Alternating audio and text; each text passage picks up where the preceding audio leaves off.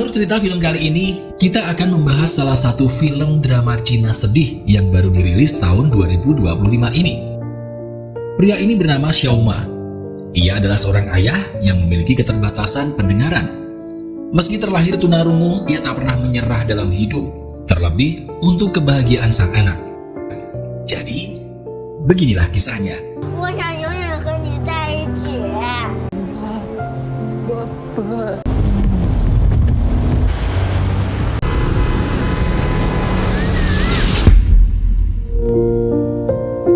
Cerita diawali dengan menampilkan seorang wanita yang sedang berbicara memakai bahasa isyarat dengan seseorang yang diduga melakukan pencurian.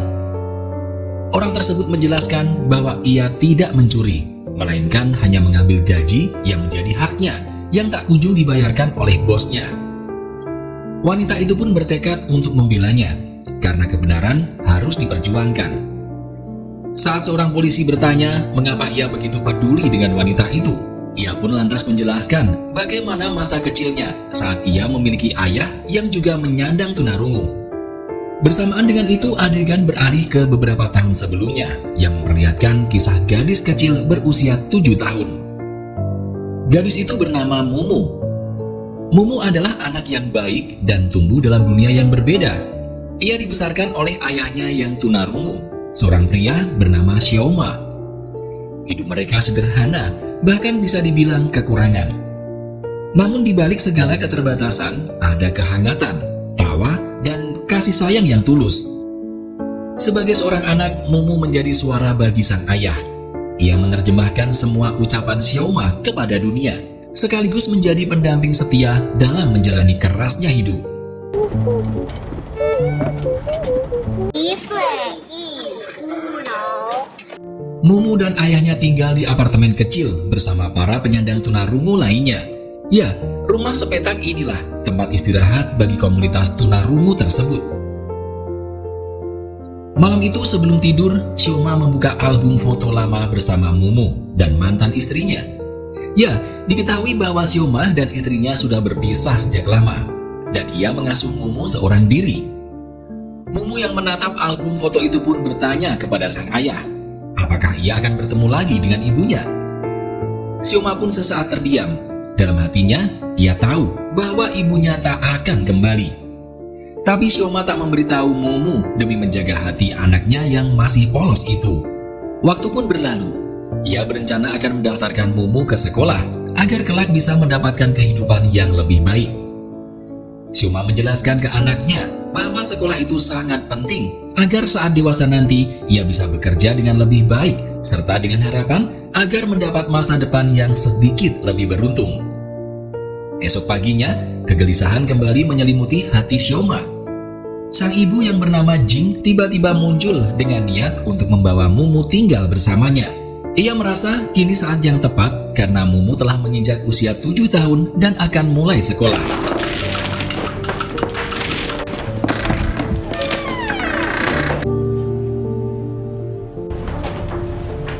Mumu. Setelah bertahun-tahun berpisah, pertemuan antara Xiao Ma dan mantan istrinya itu berubah menjadi percakapan yang tegang dan penuh emosi. Saat mereka masih bersama, kendala komunikasi menjadi salah satu alasan bagi Jing untuk bercerai. Saat itu, Mumu lebih sering diam dan hanya menggunakan bahasa isyarat untuk komunikasi dengan ayahnya. Karena itulah, Jing merasa teracuhkan di keluarganya sendiri. Terlebih lagi, sang suami tidak memiliki penghasilan tetap. Karena itulah, Jing memutuskan untuk bekerja ke luar negeri, meninggalkan Xiao Ma dan juga Mumu. Saat ini Jing telah memiliki suami baru. Dan tibalah kini, ia berniat untuk membawa Mumu pulang bersamanya dengan tabungan yang ia miliki. Bahkan ia menghina Xiao Ma. Namun Xiao Ma hanya merespon dengan dingin, karena ia tak tahu apa yang diutarakan Jing. Yang jelas, ia menyadari saat itu Jing sedang menghinanya. 没钱，没尊严，是你逼我的。 Sementara itu, di apartemen tempat mereka tinggal, perdebatan muncul di antara teman-teman Xiao Ma. Mereka bingung, khawatir, dan merasa tidak siap kehilangan Mumu. Sayangnya, tak satu pun dari mereka tahu bagaimana menghadapi kasus ini di pengadilan. Mereka tak punya koneksi, apalagi pengacara. Saat itulah Paman Labu angkat bicara.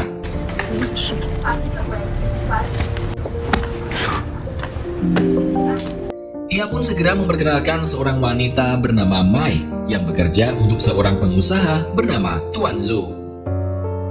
Mai menawarkan bantuan dan ingin menguji Xiaoma. Jika Xiaoma bisa bekerja dengan baik, maka peluang memenangkan hak asuh akan semakin besar. Secara hukum, posisi Xiaoma cukup kuat. Tidak ada catatan kekerasan dan perceraian mereka dahulu tidak mencabut haknya sebagai ayah. Namun untuk membuktikan bahwa ia mampu mengurus Mumu, Xiaoma harus pindah dari apartemen kumuhnya, mulai bekerja dan mendaftarkan Mumu ke sekolah resmi. Itu satu-satunya cara untuk menunjukkan bahwa ia layak menjadi orang tua tunggal. Namun di balik itu semua tersembunyi niat buruk. Mai rupanya ingin mengeksploitasi Xiaoma demi keuntungan pribadi. Ia menyampaikan bahwa untuk menang di pengadilan, Xiaoma harus membayar banyak biaya hukum. Dan semuanya itu tentu ada harga yang harus dibayar. Xiaoma yang sadar ia tak memiliki apapun. Jangankan untuk membayar mereka, untuk keperluan sehari-hari saja ia harus bekerja pontang-panting.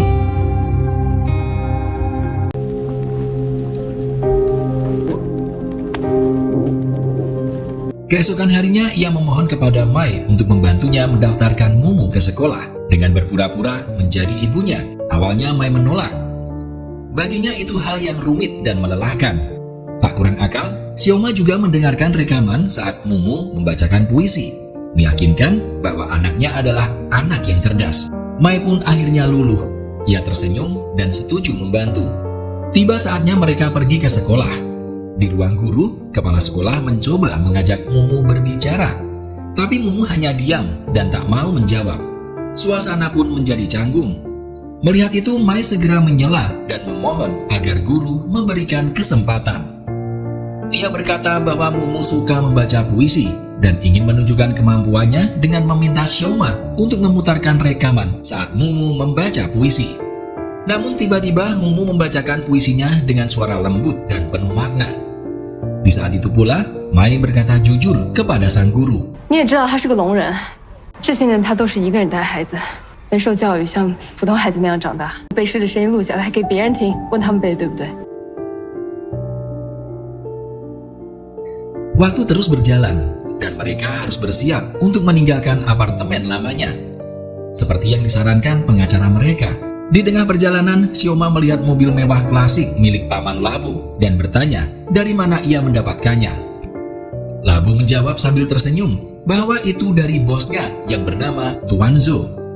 Jawaban itu membuat Xiaoma takjub, tapi juga membuka babak baru dalam hidup mereka. Setibanya di kota, mereka tinggal di sebuah asrama kecil milik kerabatnya. Tidak mewah, tapi cukup untuk memulai lembaran baru. Xiaoma pun mendapatkan pekerjaan barunya sebagai karyawan di salah satu hotel. Hari itu, Xiaoma mulai dengan pekerjaan barunya tersebut dan Mumu bersekolah seperti anak-anak lain. Perlahan-lahan, mereka mulai menyesuaikan diri. Mumu bahagia karena punya teman baru, sedangkan ayahnya meski masih belajar dan sering dimarahi karena keterbatasannya, tetap berusaha keras untuk memberikan kehidupan terbaik bagi sang anak. Selebihnya hanya doa dan usaha yang dapat menyertai mereka. 他们来晚了。急啊！所以后来，小马就跟我吵，我也跟他吵。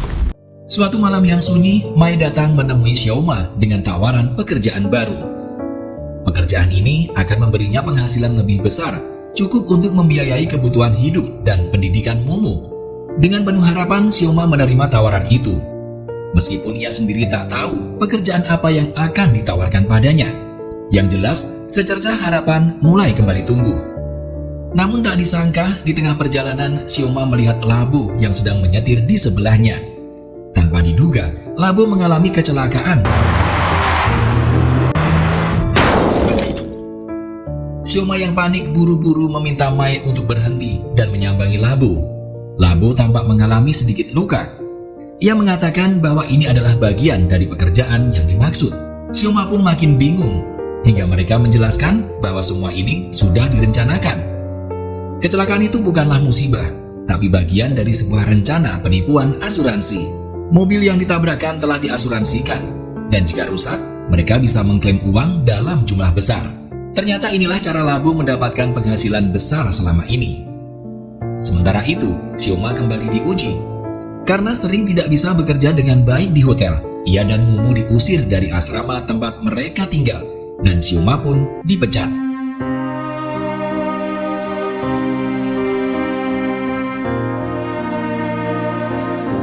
Tanpa penghasilan dan tempat tinggal, Xiaoma berada di ujung tanduk.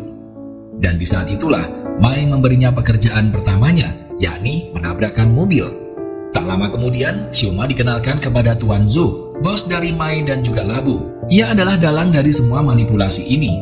Tuan Zhou menjelaskan sistem kerjanya bahwa mereka akan menabrakkan mobil-mobil mewah klasik yang diasuransikan.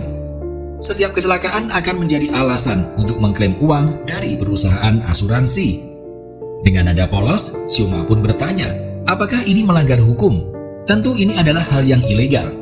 Namun tenang saja, selama kita melakukan ini, semuanya aman terkendali, ucap Tuan Zhou.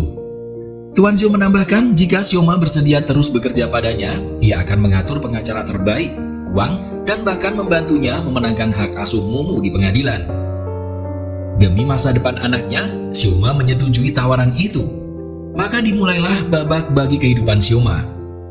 Setiap malam setelah Mumu tertidur, Xiaoma pergi diam-diam, mengenakan pelindung tubuh dan mengambil mobil di tempat Tuan Zhou yang siap dikorbankan. Ia akan menabrakannya dengan keras. Semakin rusak mobil itu, semakin besar klaim asuransinya. Meski ia sadar, ini adalah pekerjaan yang bisa merenggut nyawanya, ia tak memiliki pilihan lain. Xiaoma melakukannya berulang kali, meskipun tubuhnya semakin lelah, luka, dan dipenuhi memar. Semua itu ia lakukan tanpa keluhan, demi satu alasan sederhana, agar memenangkan gugatan atas Mumu dan bisa hidup lebih baik dengan anaknya.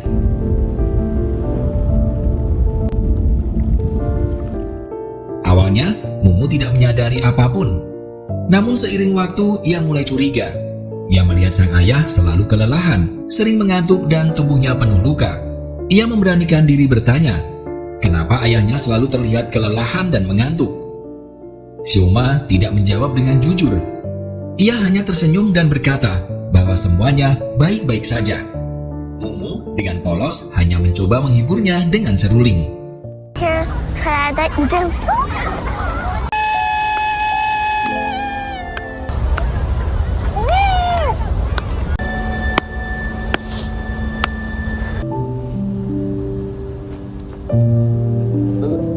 Malam itu, seperti biasa, Xiaoma bersiap pergi.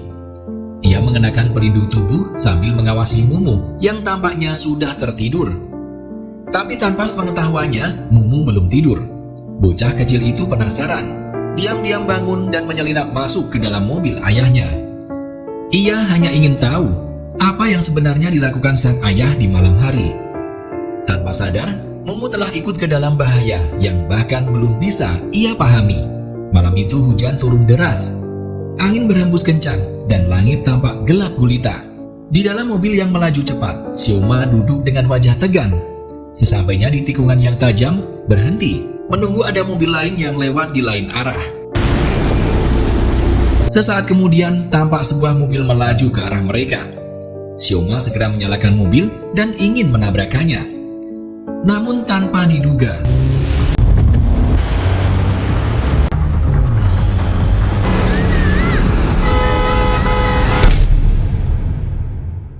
dalam kepanikan itu, Xiaoma berusaha menyelamatkan anaknya, meskipun tubuhnya sendiri terluka parah. Dengan langkah tertatih, ia menggendong Mumu dalam pelukan. Dengan sisa tenaganya, Xiaoma berhasil membawa Mumu ke rumah sakit. Namun, di sana masalah baru muncul karena tidak ada penerjemah untuk tunarungu. Para petugas kesulitan memahami perkataannya. Akhirnya, ia menyerahkan nomor telepon Jing, ibu Mumu, sebagai satu-satunya kontak darurat yang bisa dihubungi. Tak lama kemudian Jing datang terburu-buru. Namun begitu melihat Xiaoma, tatapannya berubah menjadi kemarahan. Ia merasa dikhianati karena Mumu telah diseret ke dalam situasi yang membahayakan dirinya. Dokter menjelaskan bahwa Mumu tidak mengalami patah tulang atau cedera serius. Namun ia mengalami trauma hingga kehilangan kemampuan bicaranya untuk sementara waktu. Xioma hanya bisa menunduk penuh penyesalan. Ia ingin mendekati anaknya, namun Jing langsung mengusirnya dengan kemarahan yang mendalam. Semua pengorbanan, semua luka, semua malam tanpa tidur yang dilalui Xioma seakan tak berarti apa-apa. Hari persidangan pun tiba. Di ruang sidang yang sunyi, wajah Xioma tampak murung dan dipenuhi rasa malu. Ia hanya memiliki satu permintaan sederhana, yakni untuk melihat Mumu sekali lagi. Hakim mempertimbangkan permintaannya, dan meskipun Jing keberatan, ia akhirnya mengizinkan pertemuan itu. Namun, yang terjadi justru mengiris hati semua orang. Hakim meminta Mumu memilih dengan siapa ia ingin tinggal. 一起生活，还是想和爸爸一起生活。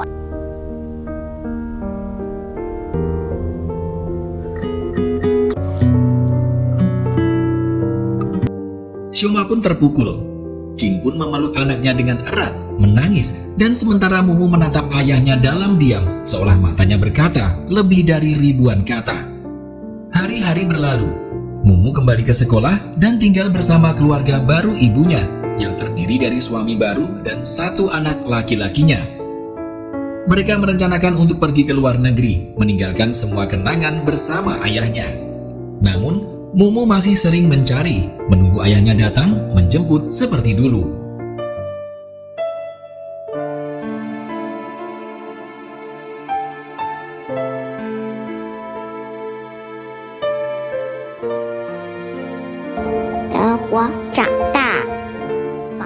Di sisi lain, Xioma tampak terpuruk. Ia duduk sendirian, memainkan mainan kecil yang pernah digunakan Mumu. Ketika Labu datang dan bertanya apa yang sedang ia lakukan, Xioma berkata lirih bahwa dia bisa mendengar Mumu. Dia tahu kalau sudah salah dan akan menyerahkan diri kepada pihak berwenang. Mendengar hal itu, Labu pun marah kepadanya. Keesokan harinya adalah hari keberangkatan Mumu. Di bandara, wajah Mumu terlihat sedih. Ia terus menoleh ke sekitar, berharap ayahnya muncul, walau hanya untuk mengucapkan selamat tinggal. Tapi Xioma tak kunjung datang, dan itulah yang ia kira. Tiba-tiba, 爸爸，对不起，我没有不要，我想永远和你在一起。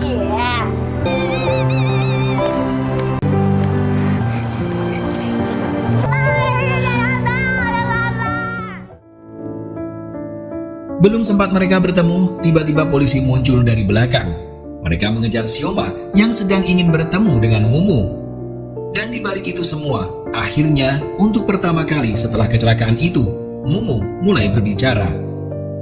Operasi penipuan asuransi yang dilakukan oleh Tuan Zhou akhirnya terbongkar oleh pihak berwenang. Dan karena terlibat langsung dalam aksi itu, Xioma pun ditangkap.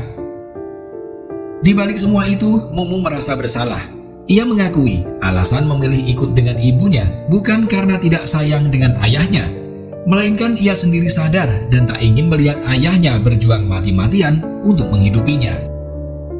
Keesokan harinya, sidang besar digelar. Sesaat sebelum memasuki ruang sidang, Xioma diancam oleh Tuan Zhou agar Xioma mengakui perbuatan penipuan itu seorang diri. Ia dipaksa menjadi tameng untuk komplotannya Tuan Zhou.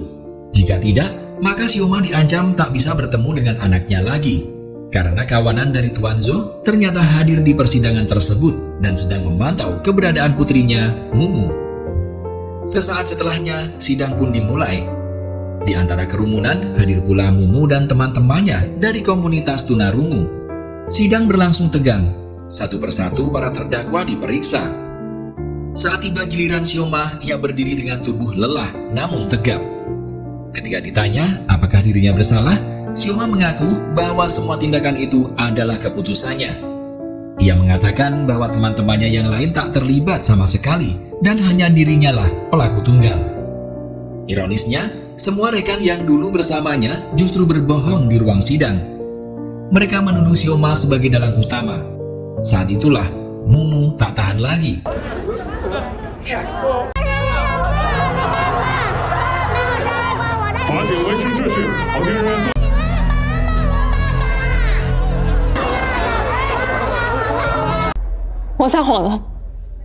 Mai yang terharu melihat kondisi tersebut akhirnya terdiam sejenak. Lalu ia mengaku bahwa semuanya telah berbohong dan Tuan Zola otak dari seluruh operasi ilegal ini. Mai mengungkap bahwa Xioma hanya dipaksa, ditekan, dan diancam agar mau menabrakkan mobil demi uang asuransi, dan semua temannya terlibat dalam aksi tersebut. Akhirnya kebenaran pun terungkap, namun Xioma tetap harus menjalani hukuman, karena dengan sadar telah melakukan perbuatan yang melanggar hukum. Setidaknya dengan pengakuan jujur tersebut, vonis hukuman dari Xioma tak terlalu berat. 我是聋人，我有一个善良的女儿。为什么我不会说话？我不配做你的爸爸，他再也见不到木木了。 Adegan beralih ke masa sekarang, di mana wanita yang di awal film yang membela tunarungu tersebut ternyata adalah Mumu sendiri yang kini telah dewasa. Ia menjelaskan bahwa semua yang ia lakukan hanyalah ingin membela orang-orang tunarungu yang selama ini tidak mendapat keadilan. Ia ingin dunia tahu bahwa mereka juga punya perasaan, impian, dan hak yang sama. Kini setelah Xioma dibebaskan, ia mendirikan sebuah perusahaan kecil bersama teman-teman tunarungunya. Tempat yang bukan hanya untuk mencari penghasilan, tapi juga memberi harapan. Mumu sendiri melanjutkan pendidikan hukumnya dan berjanji akan membela hak-hak komunitas tunarungu agar mereka tak lagi diperlakukan semena-mena. Dan film pun berakhir. Film ini mengingatkan kita bahwa di luaran sana masih ada banyak orang yang sedang berjuang dalam diam seperti Xioma. Terima kasih sudah menonton sampai akhir. Jangan lupa like, komen, dan subscribe agar saya lebih semangat membahas alur cerita film sedih, inspiratif, dan terbaru lainnya. Akhir kata saya ucapkan, wassalamualaikum warahmatullahi wabarakatuh.